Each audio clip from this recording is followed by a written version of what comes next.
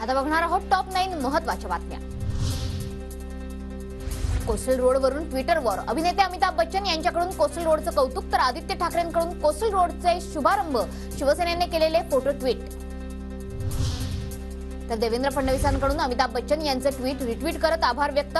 परंपरा, प्रतिष्ठा, अनुशासन हे सरकारचे 3 स्तंभ। फडणवीसांचे ट्विट तर भाजपने जे काम केलं नाही त्याचे श्रेय घेण्यासाठी भाजप उतावीळ। आदित्य ठाकरेंचे ट्विटवर उत्तर। कथित लैंगिक शोषण प्रकरणातले आरोपी आणि भाजप जेडीएस युतीचे उमेदवार प्रज्वल रेवण्णा यांच्या विरोधात लुकआउट नोटीस जारी। कर्नाटकचे गृहमंत्री डॉक्टर जी परमेश्वरा यांची माहिती। मनसे नेते अविनाश जाधवांवर लोकमान्य टिळक पोलीस ठाण्यात गुन्हा दाखल। 5 कोटींची खंडणी मागितल्याप्रकरणी सराफाची तक्रार।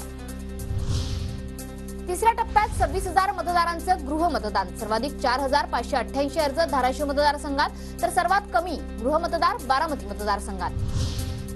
ईडीवर विशेष न्यायालयाचे ताशेरे। खटल्यांना विलंब केल्यास आरोपी अनिश्चित काळ तुरुंगात राहतील। कॉक्स अँड किक्स कंपनीच्या मनी लॉन्ड्रिंग प्रकरणातील आरोपीला जामीन देताना न्यायालयाचं निरीक्षण। जुन्या मुंबई पुणे रस्त्यावरील दुहेरी वाहतूक 3 वर्षांनी पूर्ववत। बोपोडी चौक ते होळकर चौक रस्ता सुरू। विदर्भात आजपासून 3 दिवस उष्णतेच्या लाटेचा इशारा। विदर्भ मराठवाड्यासह बहुतांश भागात उष्णतेची लाट कायम राहण्याची शक्यता। गणेशोत्सवाच्या कालावधीत कोकणात जाणाऱ्या रेल्वे गाड्यांचं उद्यापासून आरक्षण सुरू होणार। 1 सप्टेंबर रोजी धावणाऱ्या गाड्यांसाठी उद्यापासून तिकीट काढता येणार।